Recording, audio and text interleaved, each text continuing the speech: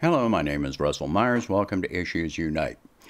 A lot of Americans have this idea of returning to some era of past prosperity, namely the 1940s to the early 1970s, when the United States was, had a period of very strong prosperity, income growth, etc., manufacturing, and so forth. The problem with this is that that period in time cannot be replicated again. There's the reason for this is that in that period of time, that was the post-war Reconstruction era.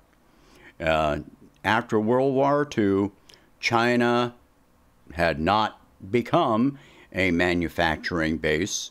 South Korea had not even started.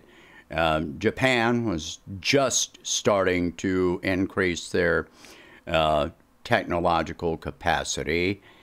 And Europe had their manufacturing base, their industrial base, completely destroyed by the war. Mexico was pretty much any trade with Mexico was pretty much all agricultural. So that left the United States with the ability to manufacture goods and export those goods. It was also a period of rapidly expanding domestic goods, such as refrigerators, televisions, automobiles, things like that, that prior to World War II and during World War II, these things were, even if they had been invented yet, only the wealthy could afford them. And they were not widespread.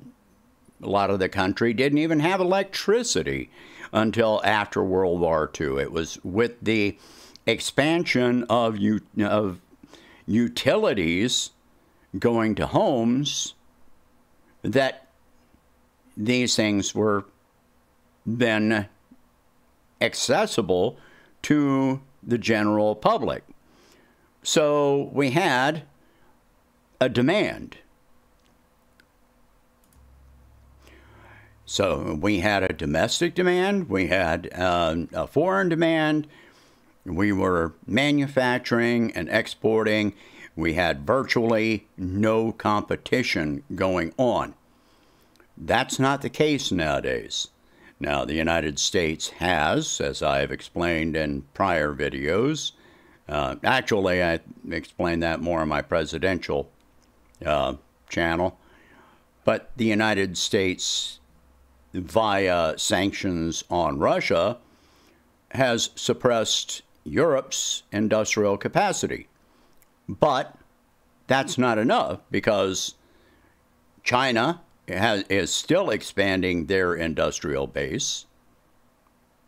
Other countries are trying to achieve economic growth, so they are expanding their manufacturing capacity.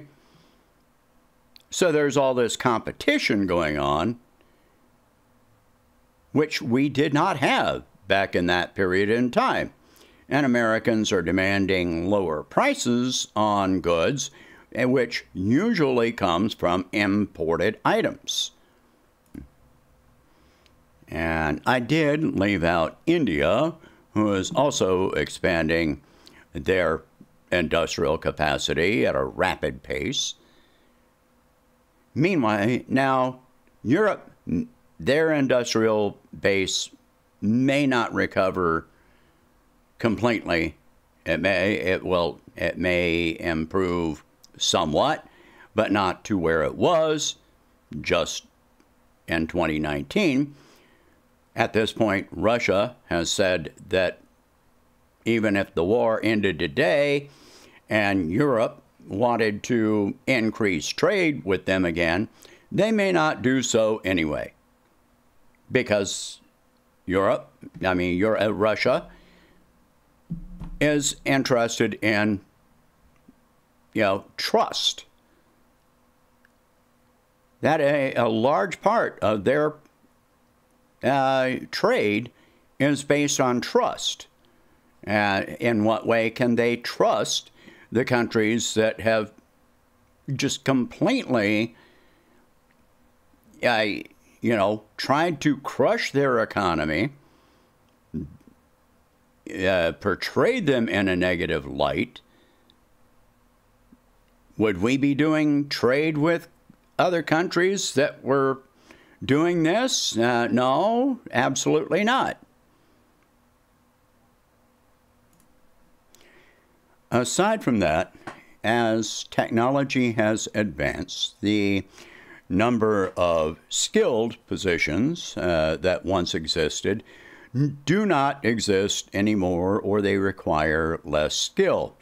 Auto manufacturing, telephone operators, just so many jobs that once required more skilled workers do not require as much skill as they once did.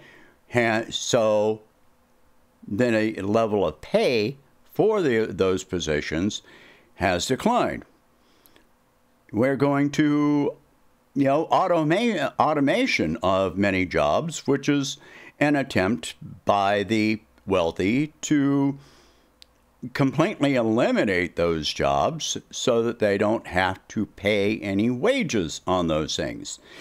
That reduces the number of jobs, leaving only unskilled jobs, working at McDonald's or stocking shelves at Walmart, and so forth and so on, which only pay, a non-living wage.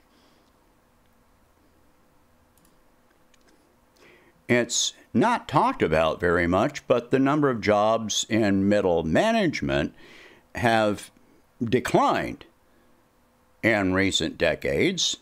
And every time you hear about downsizing or restructuring and so forth and so on, what you're hearing about is jobs being eliminated from the lowest level to the middle management level.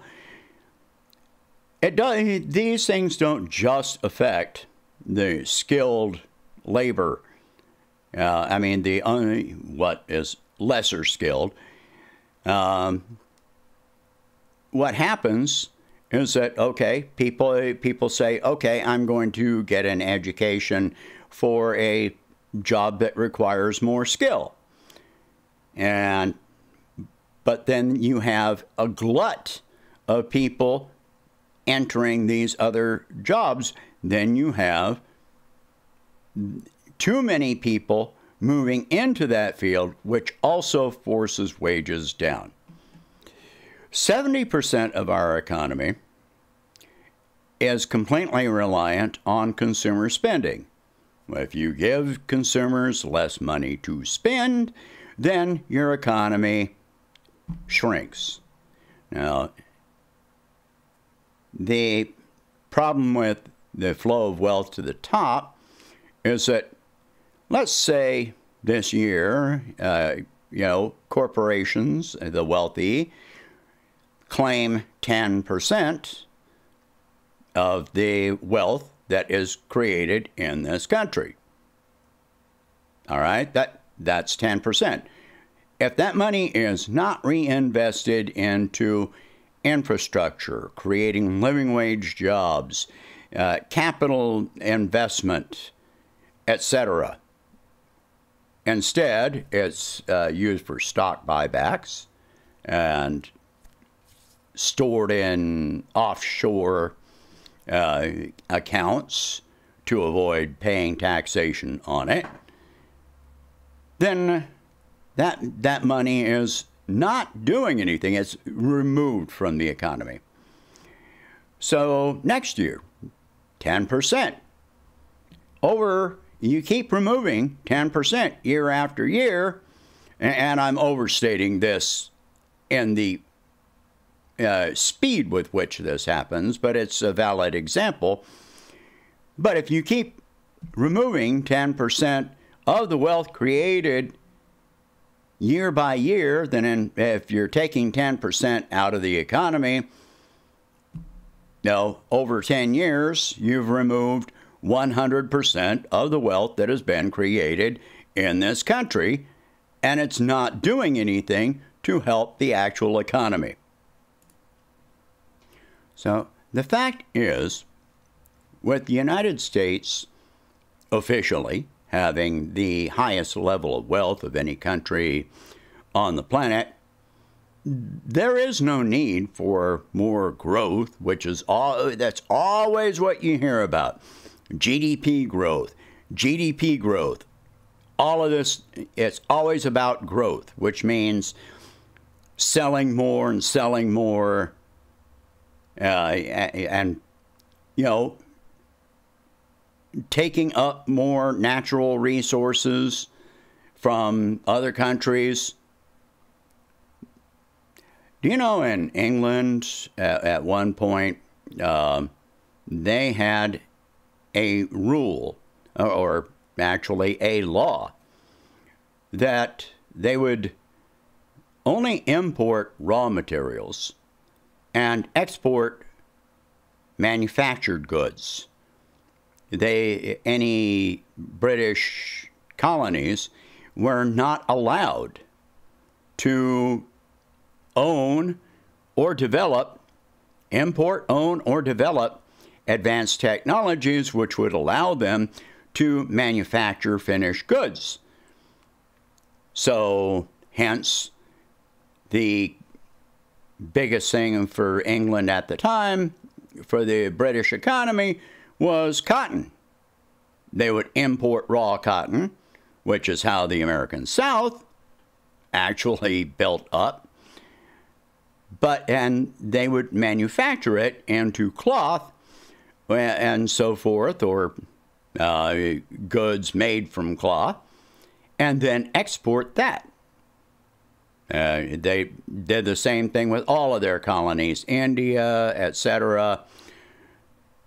So the American colonies and all of these colonies were not allowed to develop technologies which would let them import raw goods, manufacture, and export at a profit.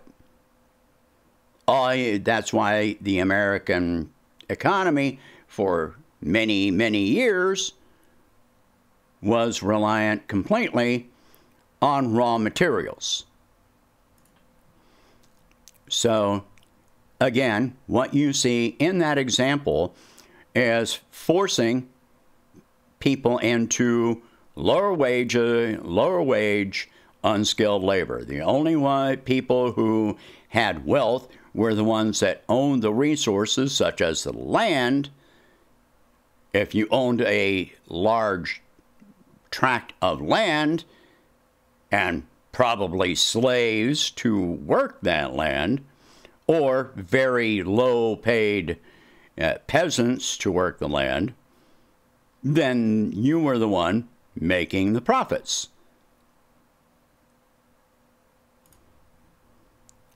Today, we see much of the same phenomenon going on. They talk about vehicle manufacturing plants here in the United States, but if you take another look at the signs outside of these companies, these factories, so-called factories, these are not manufacturing plants, they are assembly plants. Many of the parts for these things are manufactured in other countries, imported to the United States, assembled, and then sold. And a lot of the time, the company that owns the manufacturing plant is in another country.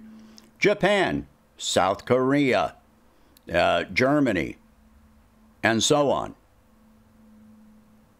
So the profits from the finished goods goes to those countries. So that money is removed from our economy instead of, improving profits here. But again, you're using lesser skill. It takes more skill to manufacture the parts than it does to assemble the parts that have pre-drilled holes and so forth and so on.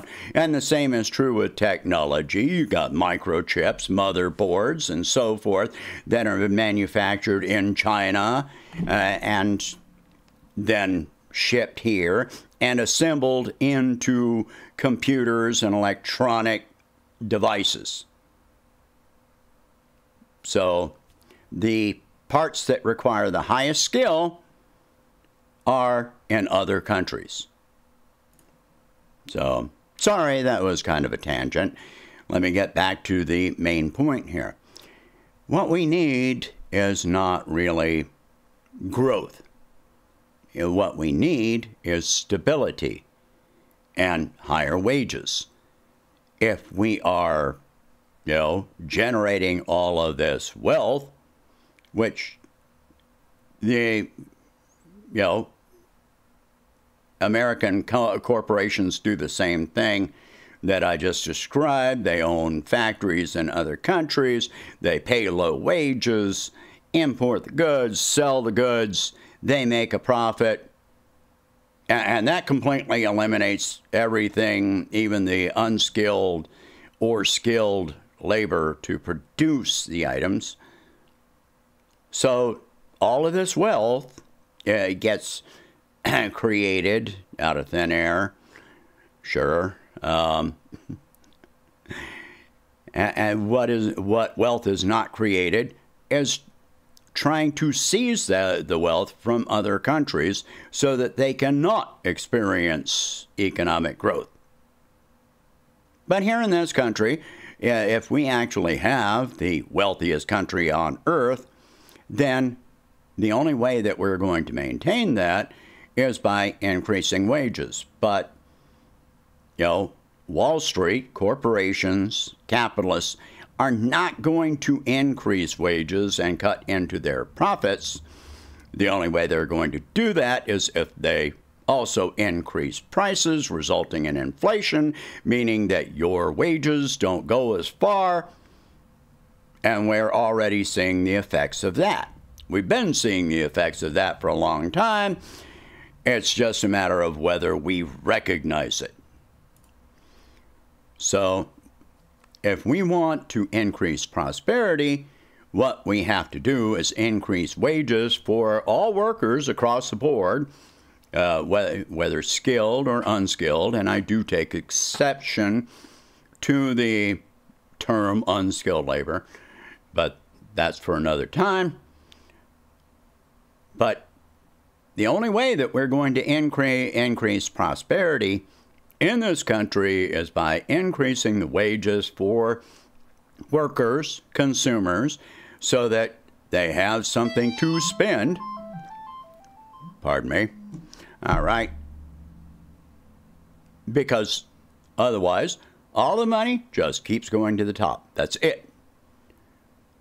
The only way that we're going to do this is if the government creates millions of living wage jobs, which would draw workers, in the public sector, working directly for the government, which would draw workers away from private industry to the public sector, which would force the private sector to increase wages without increasing prices.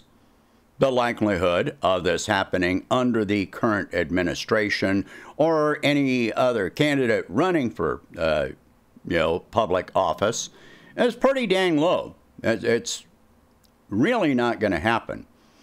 But that's the only way that it could happen. Because if we keep leaving it to the private sector, it is not going to happen. So these ideas of returning to some era of past prosperity, make America great again, and build back better, none of that means anything. Those are just words. They don't mean anything unless they're backed up with action. Anyway, share this video, talk about these subjects. If you can afford it, please donate whatever you can to help expand this channel and my presidential campaign, and I will catch you in the next one. Thank you for watching. Hope you have a good day.